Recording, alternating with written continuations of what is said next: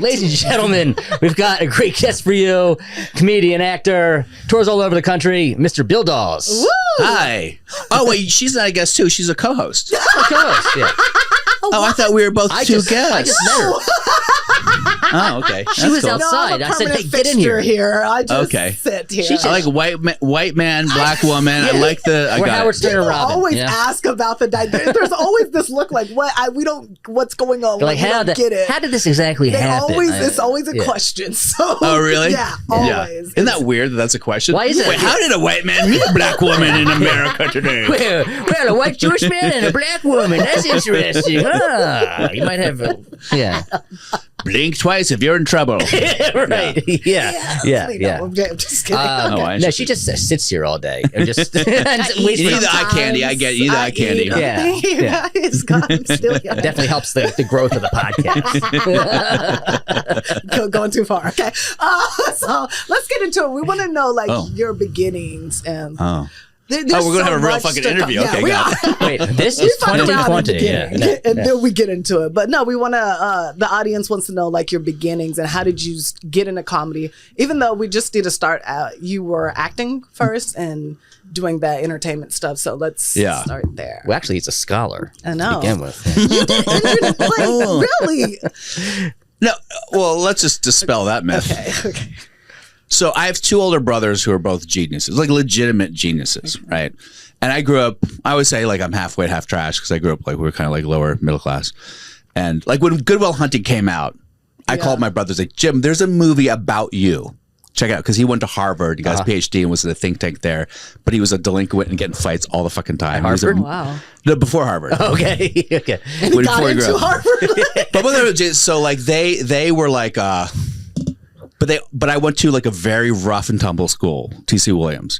As I said in my act, it was 70% black and 30% terrified.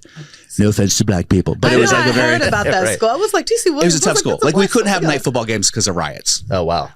I was held after class one day because of a drive-by shooting alert. Nuts. Okay. So it was that in the early 90s, whatever. So I. Wait, what the fuck was I talking about? I'm so stoned. No, so my brothers were great. So they all got rejected by Harvard and Princeton and Yale, both my brothers. My English teacher wrote an article about the sort of entrenched racism of Ivy League and elitism of Ivy League schools that are rejecting they were both number one out of high school. Jim got a perfect SAT score. They were both top scholars. Mm-hmm. And they said they're elitist and classist and racist, and they're rejecting people coming from a predominantly black school. The next year I got into Princeton. So I'm not saying I didn't deserve it, but I kind of didn't deserve it. It was definitely another Dawes boy applying. Because I'm not as smart as my brothers. I'm not at all.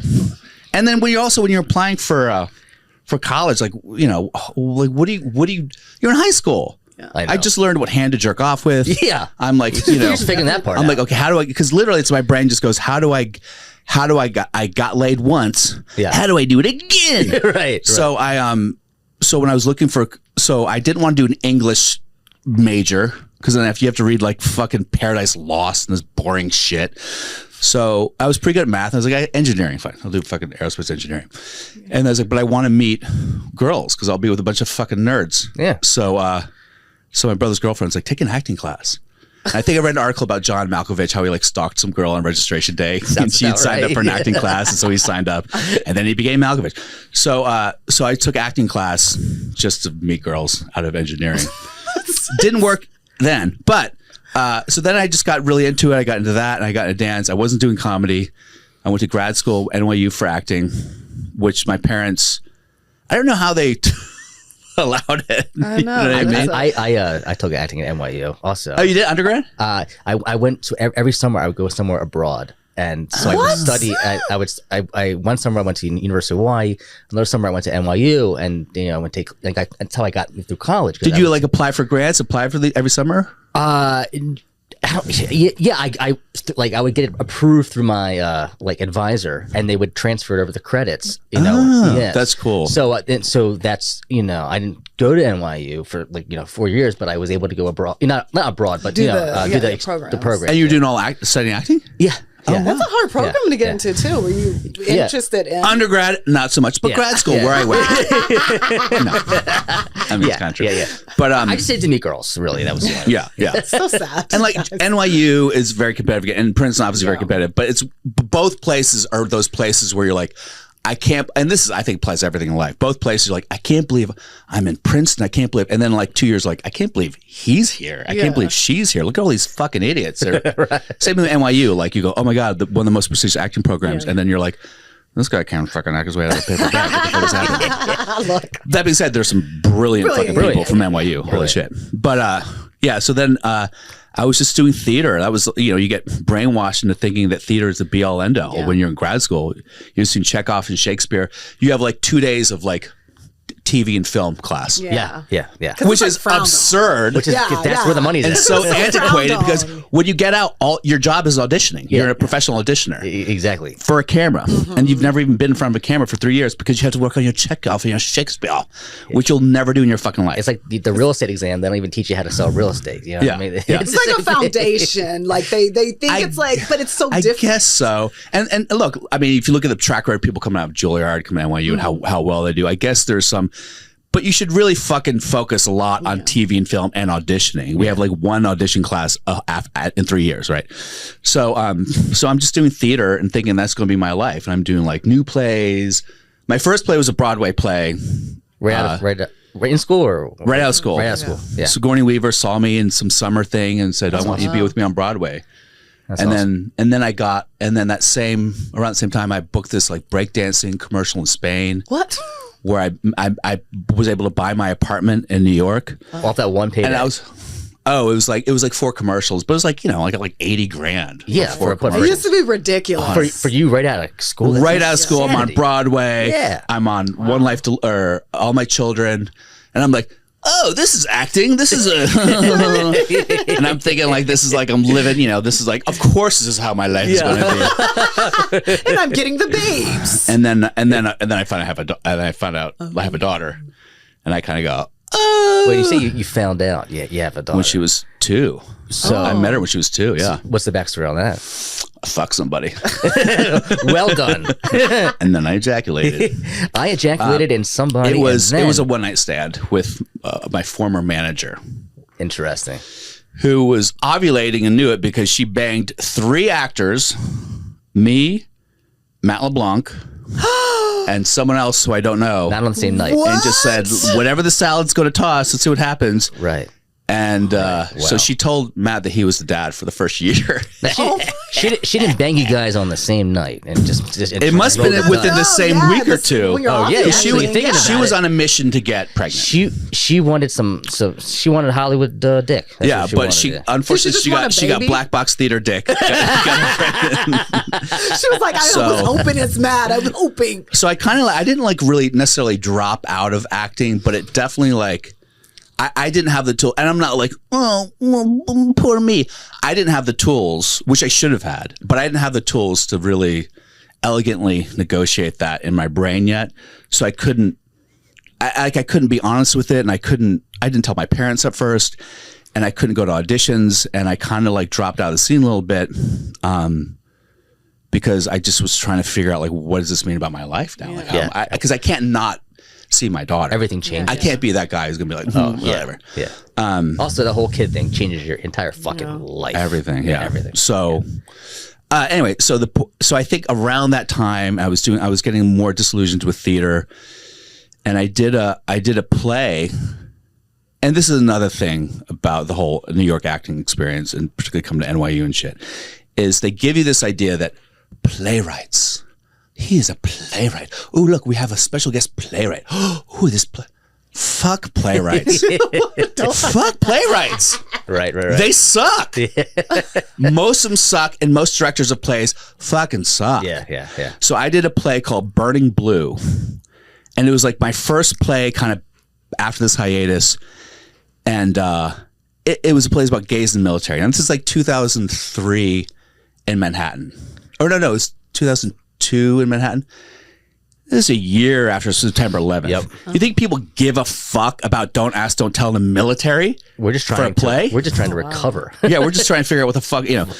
So the play just was bad timing. It wasn't doing very well, and but I got like crazy reviews, like the best reviews of my life. Nice. Like reviews from New York Times, like Bill Dawes, the best thing on New York stage this fall. And I'm not Mr. Like, but it was like. Do you think you just didn't you just like kind of let go? You didn't care? It was a perfect role for me, and I was having real fun with it. And then, but it engendered all this resentment in the cast and with the director, and there's all this weird shit going on otherwise. And at one point, and I'm naked on stage too. Oh. The full Monty, huh? You can Google it. Bill Dawes, naked aggression, burning blue. There's an article about it. Anyway, so hard pass, she'll do it. it's a pretty funny fucking article. I will say that. Anyway, so I get naked. At one point, I was wearing like American flag boxer briefs that were my own, and they told me I couldn't wear them. I'm like, and this was back then. This is off Broadway too. Yeah, I know, but you're talking. This is at that time they told you couldn't wear. So I go, well, then what am I wearing? Yeah. And they didn't have anything. But then I get to the set, the stage, backstage, and they've removed my underwear without telling you. Without telling me. Just so the stage manager, I go, I don't have any underwear now. So you want me just out there fucking free willy for the whole play now? Like what the fuck's going on?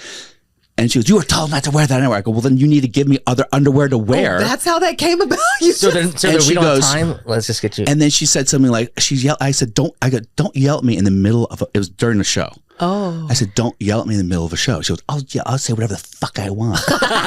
And and I was in my dressing room, and I'm like, oh, my heavens. No, but I was really like, I was fuming. Because, when I do, because I feel like my natural bedtime is 8 o'clock. I want to go take a nappy boo. Yeah. So in order to do a play, I'm fucking caffeine and sugar. Like, let's go. Yeah, right. Plays are hard too. It's a long rehearsal. Every fucking day. So I was a little amped up. And when she said, go fuck up, the other actors, and Chad Lowe and Mike Doyle, they look at me, they go, calm down, Bill. Calm down. I go, so I go over to her, I go, don't fucking yell at me in the middle of a show ever again. And she said, whatever, I'll do what I want. I said, you're not going to do that again, you fucking cunt. And I had a Ricola in my mouth, and I went, and I spit it at her leg. No. What the fuck is wrong? Needless to say, I got fired. What?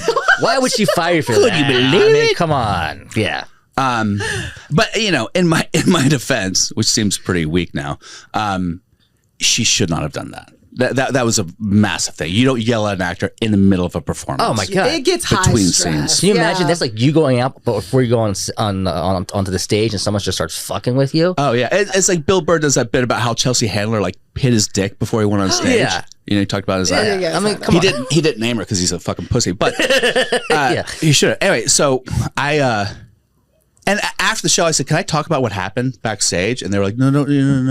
And next day, my agent calls me and goes like, you're off. And I was like, so I was like destroyed. I was like, oh my God. And again, I was like, my career's over. I'm never going to work again. New York Post writes this article about me getting fired because after I got these great reviews, it was like front page entertainment section. It's actually not a bad article. Which is I was like the bad publicity. Which probably helped you in some way. Yeah.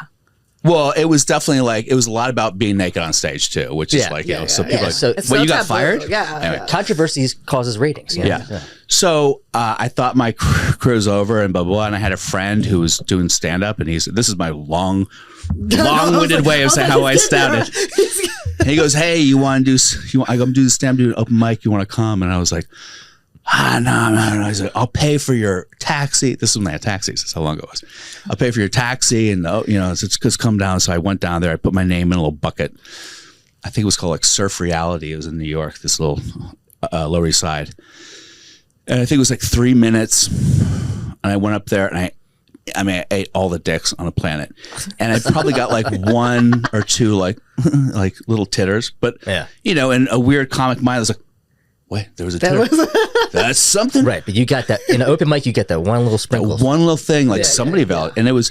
I don't even remember. I said it was. I thought, like most people, I don't know about you guys, but I thought that I could just wing it.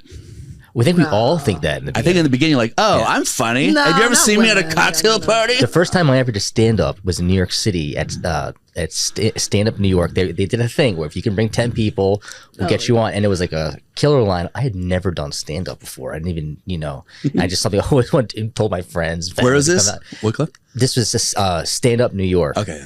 Yeah, and I was working as a manager at the W Hotel back then, and I just I'll go for it, right? And wow, that that turned out incredible.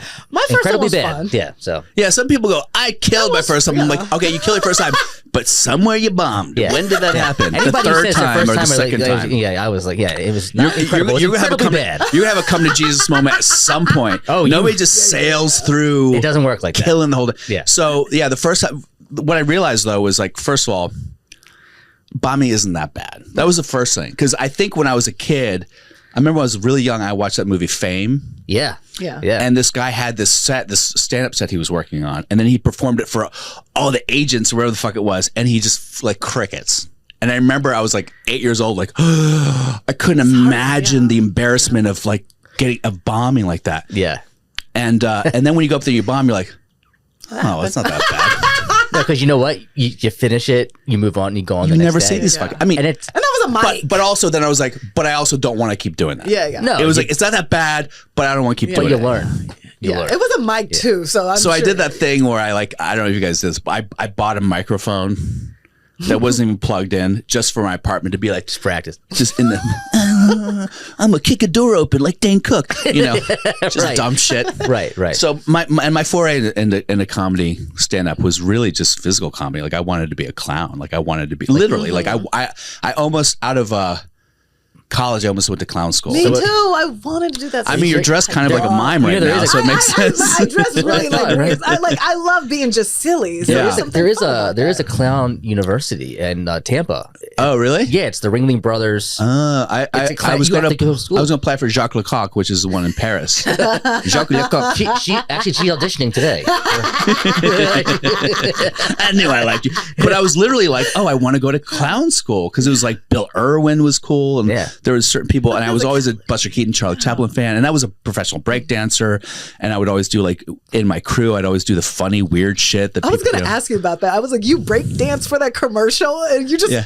flew over. I was like, what? You can Yeah. break dance? I mean, I could probably do a worm that will blow your mind, honestly, right now. when Bill does his intro, maybe he'll do a little breakdancing yeah, for yeah. us. I mean, because like some stuff like a windmill, I can't do a windmill anymore. I can't do like turtle or windmill or Okay. head spins. I can barely get or from the back. couch to the But I fridge. can do a fucking worm. Surprisingly, Stuff is like hard because You can do the worm? I to can this day. to this day. I did on stage like a month ago because someone was like, "You can't." I was like, "What?" And I was like, "What?" I was like, "Jesus, I can get air." Fuck. Were you feeling that the next day? Jeez. It's all right. It's all right. It's all right. And I posted on my Instagram. I was like, "What the fuck? How did I do that?" Anyway, so but I mean, whatever. The other stuff I can't really do. But I was also like, I was more of like a pop rocker and stuff like. So, but that worked out with like physical comedy. So that was my way into stand up. Yeah. Were you like a Gallagher fan at all? Did that have any inspiration? I was never really into props, really. Okay, so the Carrot Top's the world and Gallagher that didn't the whole clown No, thing. I think and I told Dane Cook this, and a lot of people love to or have historically loved to hate on Dane.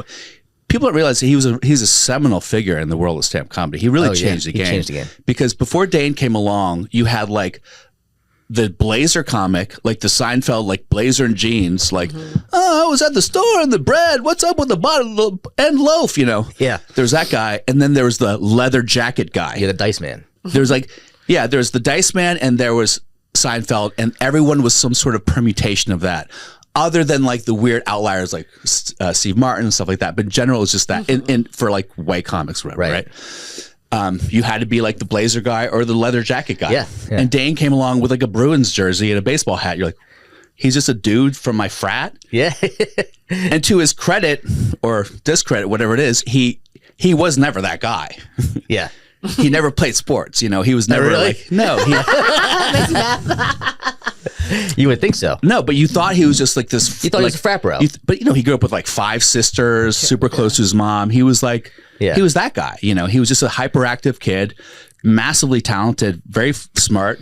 and very gifted physically. And I would watch him before I was a comic, watch him at the Laugh Factory, because people would bring me to the Laugh Factory, be like, you got to watch this guy. He reminds me of you because he does weird physical shit like you. Yeah. And I was like, oh, you can do that on stage? You can like stand on your head and you can dance around and you can jump on tables. Right. You're not just holding a mic the entire time. Yeah, you don't have to sit there and just go like, what's a and like have, I don't have to be smart. Yeah.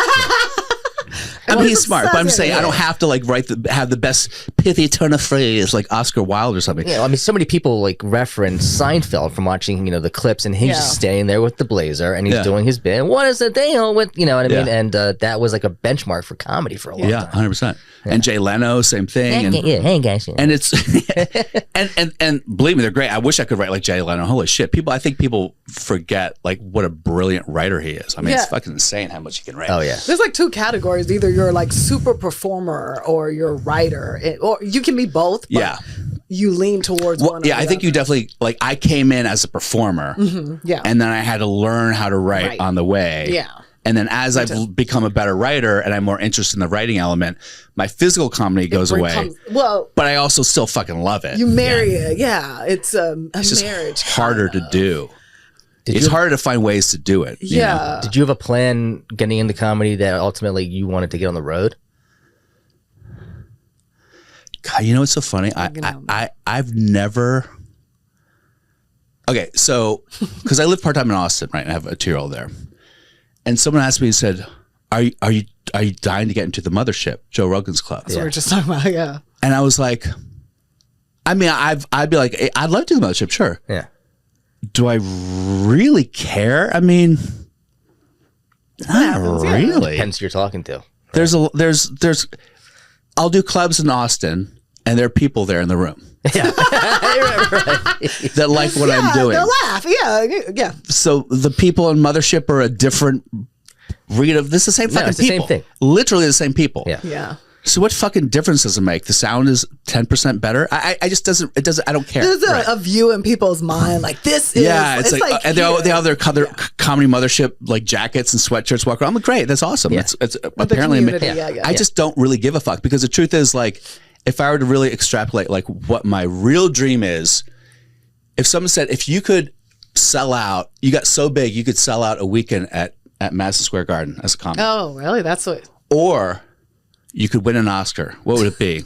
I mean, to me, it's like it is so far not even a remote question. You're going for that Oscar. Of course. Oh, it's I not did even, not see where you were going with that. It's not even. It wouldn't even be like. Let me think on it. I'd be like, they'd be like, you can sell Madison Square Garden for a month in a row. Yeah. Or win an Oscar. So you like the performing aspect of like you like performance and act like that. I don't like attention that much. Oh, okay. I don't want a bunch of people looking at me. You're a comic and an actor, and he doesn't. I don't have a stadium full of people looking at me, knowing that like it's different. Yeah, 10% are gonna be like, this guy's not fucking funny. There's always going to be somebody in the room that says you're not that funny. Course. I would prefer to be like just a weird character actor who's like, oh, he did that part. Oh, he did that part. To me, it's just I don't know. There's a different. I mean, I love performing comedy. Obviously. But I think that at the end of the day, where I really live is just like hiding into some sort of character. You know? And I mean, you're an amazing character actor. You've really built a career out of being a character actor, and some of these roles are very unique. And sometimes you've been in so many movies, somebody might not recognize you, but if you show them that character, I remember that. That guy. Sometimes this happens. Yeah, so, but you're so immersed in those characters. Do you ever bring them into the comedy world with you? Because a lot of people do characters on stage, like all the time. I was like, he's just doing them all day. I did. I mean, a lot has to do with like voices and accents. Like one time, I did a movie where I played. It's a kids movie, terrible, called Just for Kicks. But with the Sprouse twins, it's my first film. It's like first lead in a film, and I played a Scottish soccer player. And if anyone is, I don't know if you have like who watches your show, listens, like if you have actors or whatever. Nobody watches this show or listens to it. So whatever. But if anyone's an actor, I mean, I would always say this: like if you're doing a part that involves a voice or an accent, you can't just do it on the set. You have to go to fucking Rite Aid. Everywhere you go, you have to be an accent. Yeah, I heard that. You have to do that because what happens when you hear bad accents, what happens is when something an external stimulus or something happens, your brain will revert back to your normal accent just instinctively. It does. And you'll hear it go, how did that happen? But if you stay in that voice all day and all night, which can be a little fucking annoying for the most part, not all that, but even where you just go around the store and you get that comfortable that you can trick the person at the grocery store that you're Russian or Scottish, then you're in a much better shape that if anything happens on stage, you can anyway.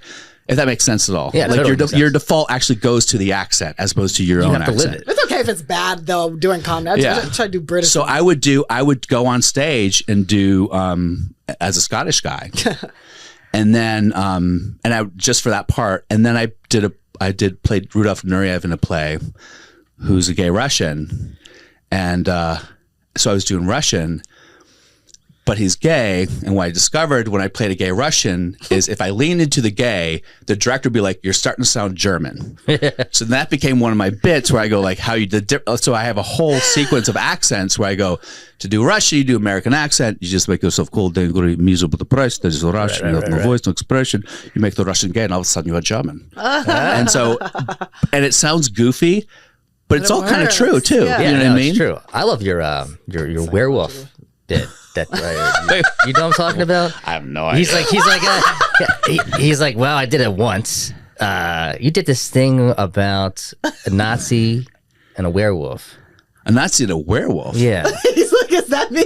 I definitely love doing Nazi stuff. Yeah. Or maybe I just had some ideas that you did from a bit. Oh, please tell me, I love it. Yeah. Nazi werewolf. Yeah.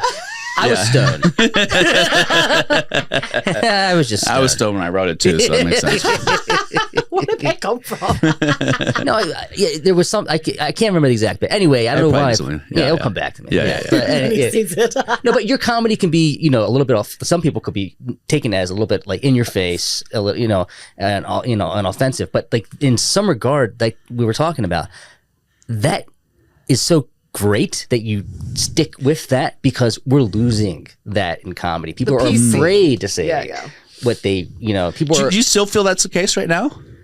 Because I feel it was the case, but I feel like now it's like the people that are getting all the traction I know are the ones are the people I mean, look at Matt Rife. He posted a link to fucking helmets when people said they were offended. Yeah, which I think is brilliant, hilarious.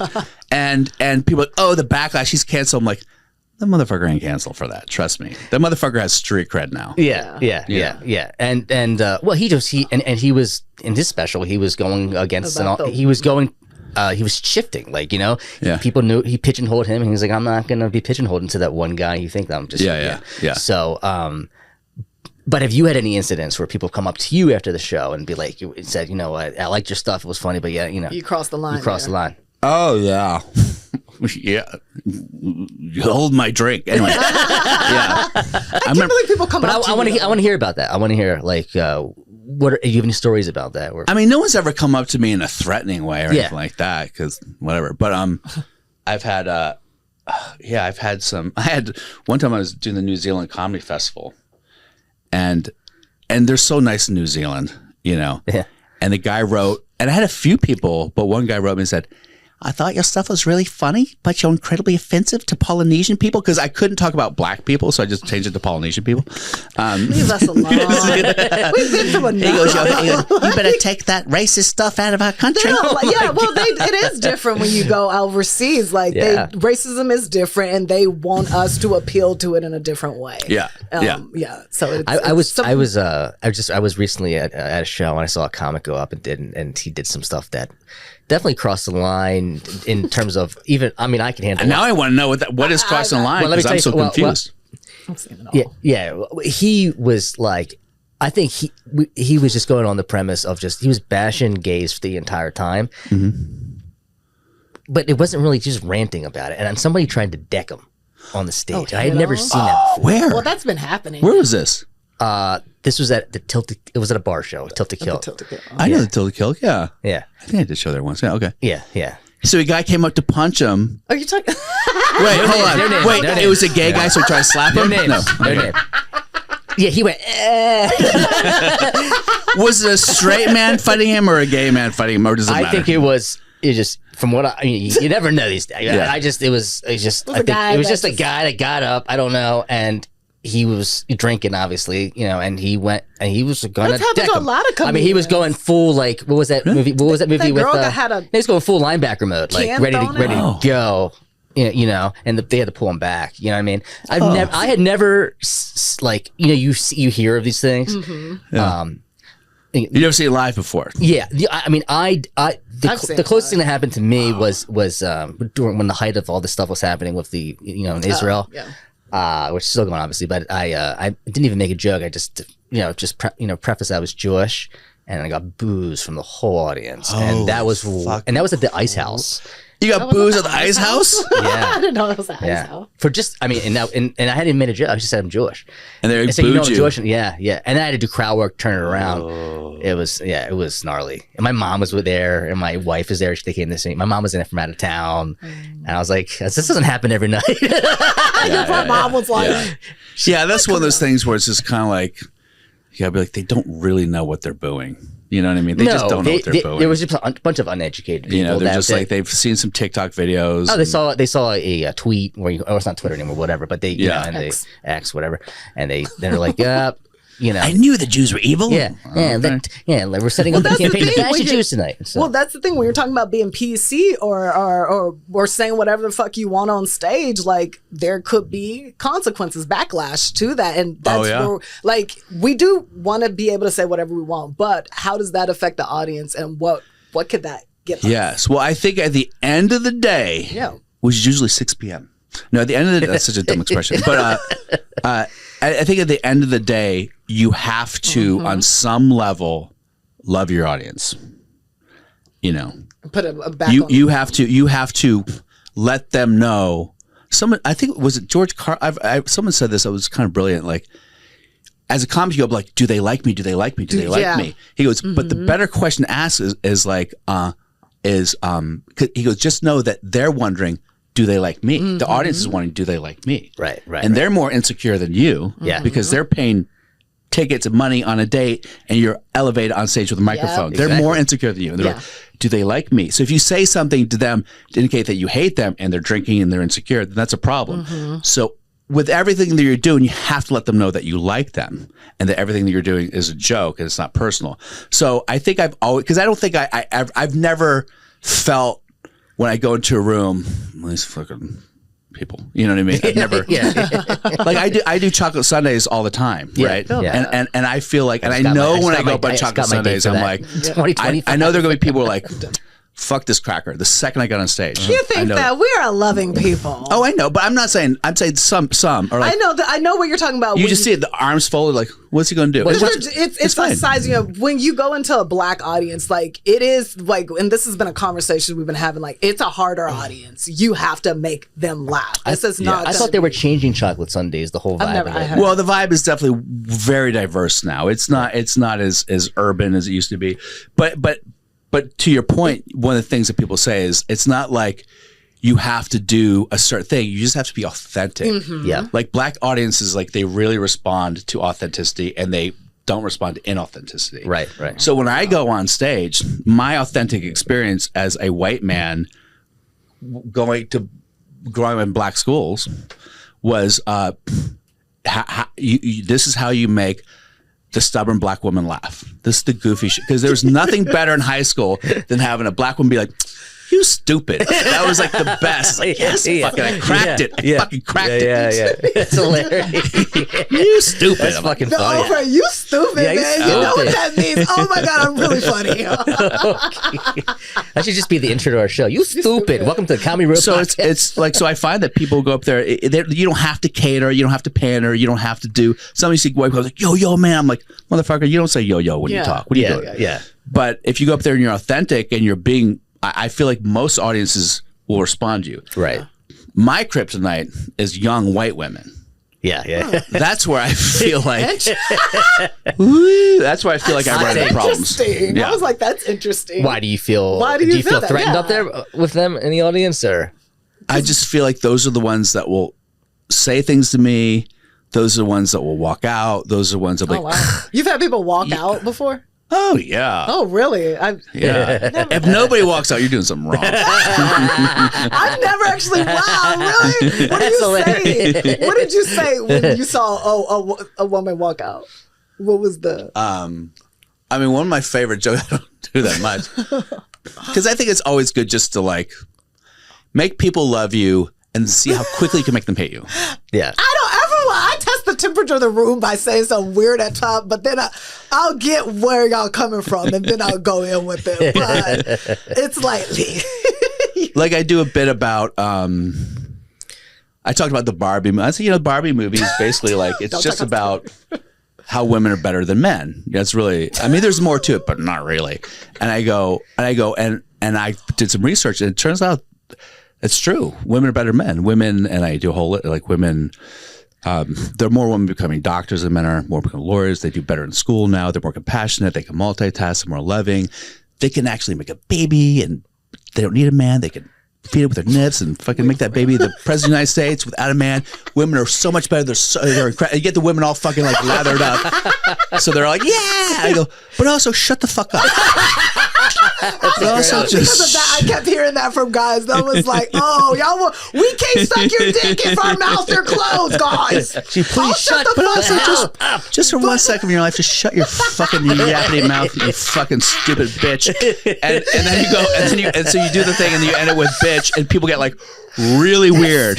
And I go, sorry if I that came out a little harsh. I realize that. I know bitch is a tough word. You can't really say that. 2020. You know who really hates the word bitch the most? Cunts.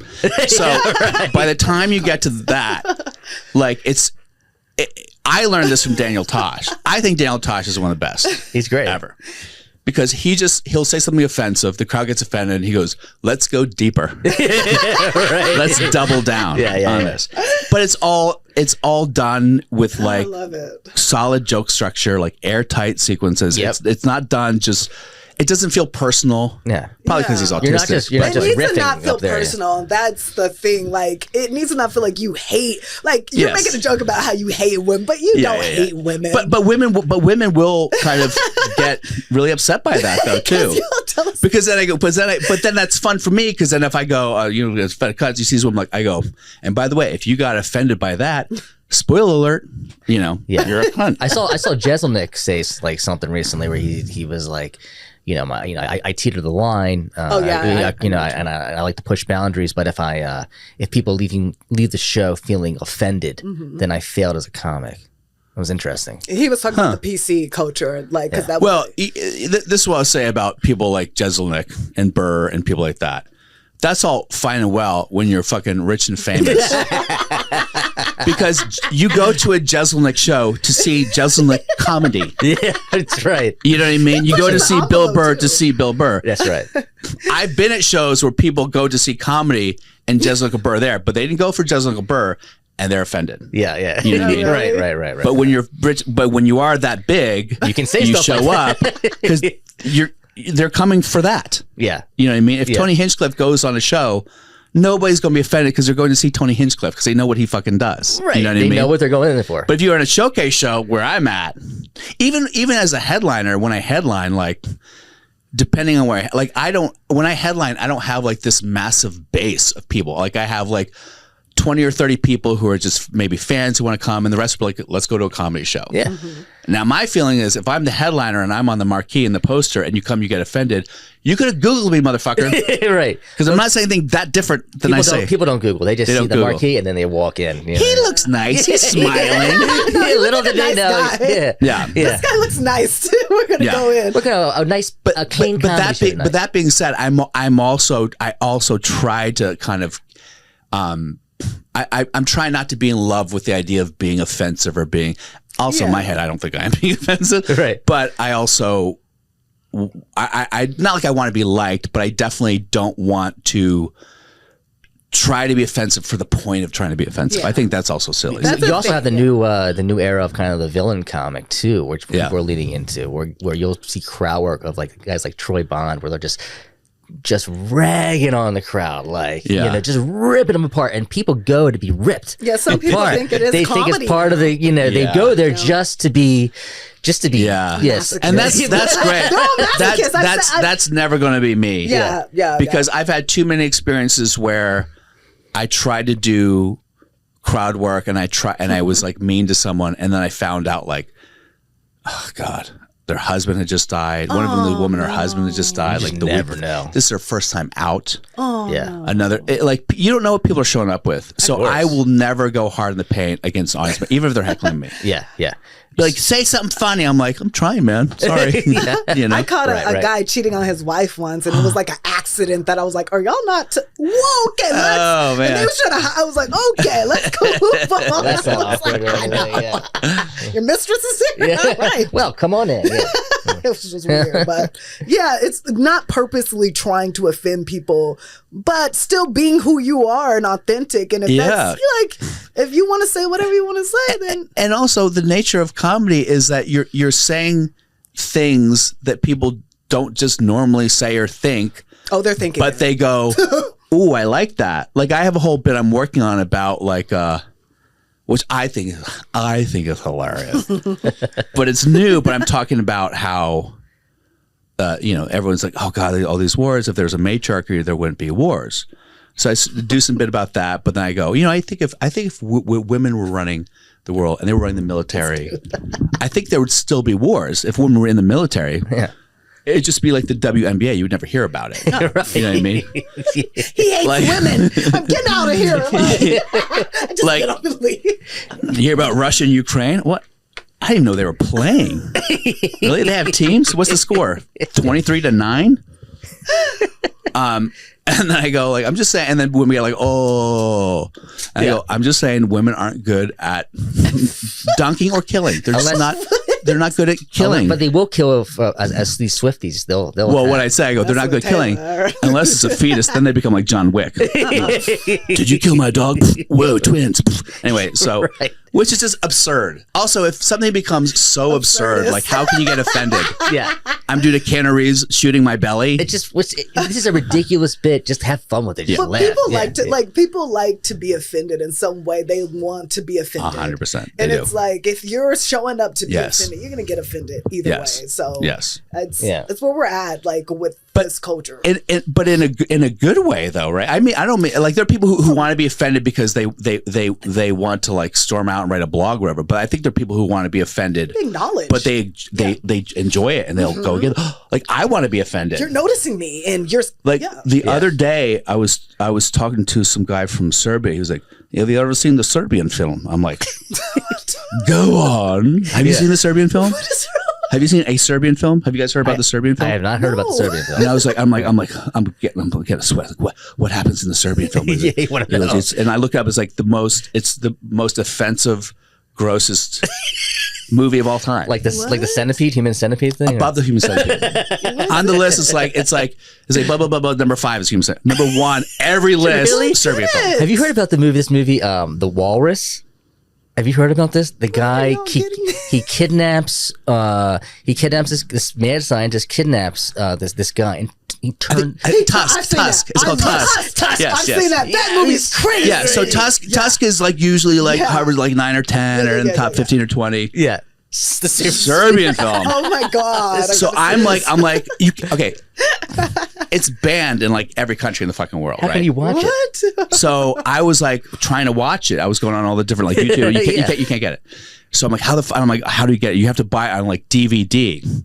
But in America, the DVD is still edited. You can't get it uncensored. Oh no! But I was hanging out with a friend and they had like one of those hack apps that gets like anything yeah. I can- illegal. I don't know the fuck it was called. Yeah. And she had the uncut, uncensored version. Oh, We're like, oh my God, let's watch it. And I'm like, What's in it? Just give us a little brief. What's in it? I'm like so nervous watching it. Like the first 5 minutes, you're like, it's kind of like there's fucking and stuff like that, and like it's a little weird. And there's like porn and like and then this guy gets hired to do this job. You're like, oh, what the fucking job was?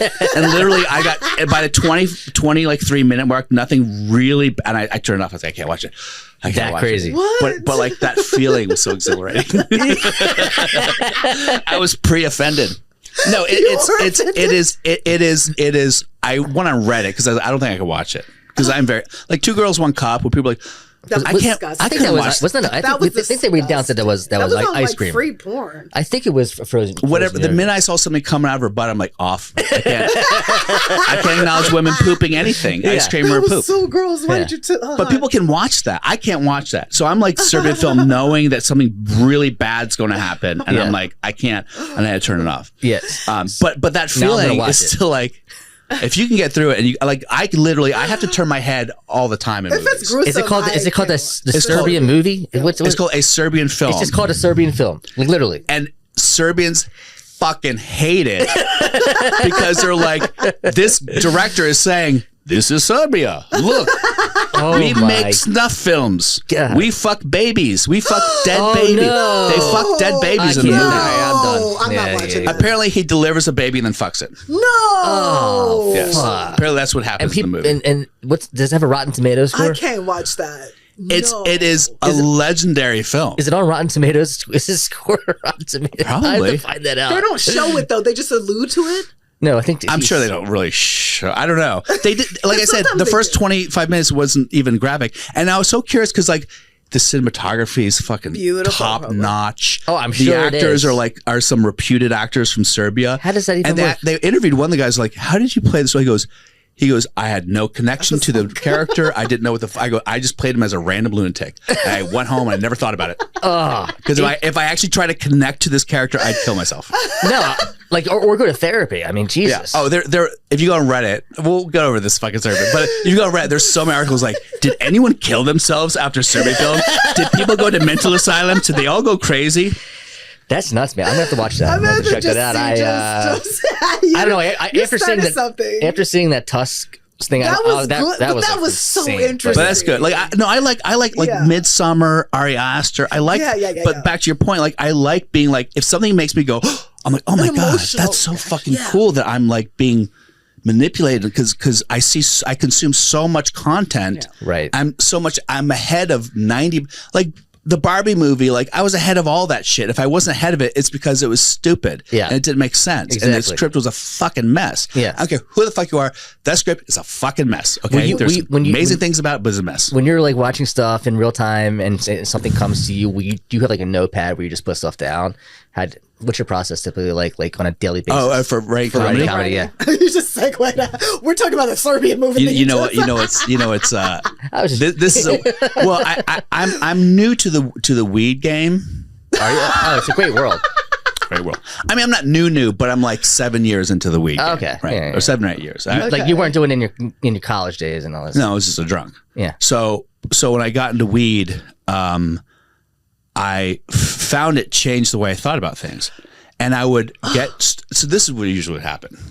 I would be with a woman, a girlfriend someone's dating, and I would blow her back out. It was phenomenal. I was phenomenal. I was so good. Blew her so back good. right out. And then and afterwards, for some reason, after sex, my brain is just like, and I go, and if she wants to come, I'm like, hold on, I gotta write something down. And I just start writing. Yeah. And sometimes I'm like, this is so good. Yeah. And the next day I'm like, it's unperformable. Like, I can't but it's actually not bad. It's just really hard. It's like so Your laid brain's not out in the same. for me to perform this. I'd almost have to do it like a kind of dramatic monologue that's completely worked out. And I can't work out. I mean, I can do a 10-minute bit about a subject, but it has to have some loosey-goosey area. I can't have like a scripted, you know when people have like a whole scripted 10 minutes in a row? I'm like, I'm not going to do that. I'm not going to sit and memorize 10 fucking minutes. Give me the premise, give me the idea, the feeling, but I'm not going to fucking go word for word on like, I have a few things where I go in like long rants. Yeah. Just because I wanted the exercise of it. But to me, that feels fucking disingenuous. So and like fake. when you're headlining on the road, will you put like a piece of paper on the stool to reference, or how do you remember everything in that 45 minutes? I usually just I mean at this point, because God, I've been doing it since 2005. God, like almost 18, almost 19 years now. So like now I feel like I have so much shit in my head that like I'll just kind of hopefully get sparked by something. Yeah. It sews in together. It sews- Yeah, Yeah, and then and you all kind the of, material, and if you kind of go into a blank spot, you just kind of go, so where are you from? That's right. That's right. And then you go, oh, that reminds me, I have a bit about this state or this country, or I have a bit about, yeah. So it usually just kind of, but it's also changed. I used to do a lot of, be very loose in crowd work, and then they offered me that Kevin Hart thing, Next Level, on Comedy Central, and they said it was like a half-hour special, and I'd been headlining for years, but I'd been headlining in such a loose structure that, like, okay, give us your half hour. I go, I just have like bits mixed with crowd work. Well, you need a scripted half hour. Yeah. So come do it at Comedy Union like tomorrow, and I was like, fuck. Yeah. So I never scripted a half hour that quickly. So I did it in one night and went to Comedy Union, and it was definitely like it wasn't great. It was, some stuff worked, some didn't, but in terms of the flow, it didn't work. And I was like, and I lost the gig, because even though they had already offered and paid me, right? They were so freaked out the fact that I was like, I got 3 weeks. Fuck, I've been on Broadway. We had a week to get ready. It was fine. But they were like too nervous about the white guy not being ready. So, but then it made me realize, like, oh, I should get a cohesive, at least a 30-minute stretches at a time that are bulletproof, and there's no room for crowd work where it's just like pastiche of like grab. Yeah. So I've kind of been going back and forth with that, like in terms of trying to have like a full hour that doesn't involve any interaction. Yeah. Or what I would prefer to do as a live performer is keep it breathing. Yeah. But if you want to do your hour, I mean, that's one of the problems I find with a lot of Netflix specials and specials in general is that the actual performance of being a stand-up comic is not reflected in a special. It's not. It's not. You know, and half the things are people edited out. And, I mean, when you're doing theaters, you're not really doing crowd work that much, right? Truly. Also, but like, late night sets. That's not what. That's so. It's so curated. It's so curated. Corporate. Yeah. So what's next for you? Just because we got to wrap this up. We're all done. Next would be in terms of what you got a gig? No. Just plug myself. All right. Well, so when's this come out? This will be out and probably sometime in March, probably. It's so funny because I say like all this offensive shit. I'm like, no, let me plug these very sweet shows that I'm doing. Yeah. So I'll be back for season 2 of Mo on Netflix. Mo Amer. Oh yeah. Yeah. Dope. So that's come back for season 2, and I don't know how many episodes, but a couple. So it's goes in I did one episode, so he's bringing me back for 2 or 3 this one. You get that through like just he saw your comedy or acting, or they just merged together. And I'd met Mo, great guy. I met him in London years ago, and then when I auditioned, I think he was just Bill. It's you, yeah, and it was in Texas. Yeah. So you it's a different pool in Texas. Oh yeah, I'm not denigrating the actors in Texas, but am I? Anyway, but it's a smaller pool, obviously, than fucking Hollywood. Yeah. Right. So I think he was like, oh, I know him. Let's get him. And it was a small part, but he expanded it because he liked me. So this will be season 2. I just confirmed yesterday. Actually, they'll be on us a few episodes of that. I'm going to be on NCIS Hawaii in 2 weeks. I think. Nice. Which is a fun role. I mean, in my head, I'm always like, it's a fun role. And then you watch, like, they cut out all my fucking shit. Like, I did this show called Lawmen Bass Reeves. Have you heard about it? No? No, Lawmen Bass Reeves? Lawmen Bass Reeves. It was part of the Taylor Sheridan universe. Ah, okay. The Yellowstone guy. Yeah. Yeah, it's on Paramount Plus. See, I don't have Paramount Plus. Yeah. I can't keep up. There's so many streaming platforms. Of course. David Oello and Dennis Quaid. Anyway. Okay. So, and I had this fun role of playing like an ex-Confederate racist. I'm like, he's like, that's a fun role. You're like, I got this. No, this is easy. Get my sleep. So, but they cut a lot of it out. So I was like so psyched, and then I go, oh, here's my big scene. I'm like, maybe they put it later in the episode, and like they just cut out a whole fucking scene of mine. Where I did like gun tricks and worked out all this shit. Yeah, like, you were motherfuckers. Yeah. So I never want to be like, I'm doing this show because you never know. You never know. You never know what's going to get cut or what's going to get cut, or because particularly when you're doing a recurring role or a guest star, they want to make it about the series regulars. Yeah. Right. So even if when you're doing it, they end the camera on you with a look or an expression or doing something, the camera's going to be in on the fucking series of regulars. It's not going to be on you. Yeah. So no matter what you do, no matter how good you are as a guest star, the performance is about them. Yeah. So I have a question. Do you find that being so visible on television and stuff has gotten you more comedy gigs? Not at all. No? I don't think they translate really. Not at all. Well, I mean, I think there was a time, for sure. Because I know when I was, God, because now it's all about the algorithm, right? Yeah. If you're in the Facebook, Instagram algorithm, if your name is in there, then you'll move tickets. If you're not in the algorithm, you won't move tickets, period. That's all there is to it. So it doesn't matter how many TV shows, how many movies I've done.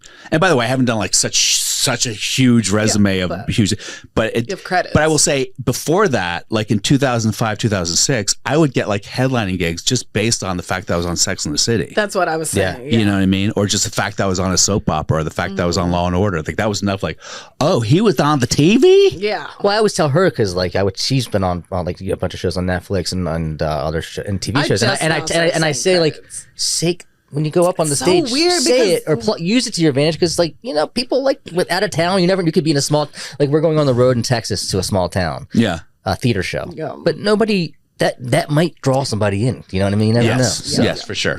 No, Sex and the City would definitely draw people in. And meanwhile, it's like the smallest role I've ever played on TV. Yeah, but the biggest show ever. So yeah. Who were you at Sex and the City? I was like, oh, Jesus Christ. We got one really important question for you. Might need to sit down for this one. Why do you do the build up? Bill Dawes, what's your favorite ice cream?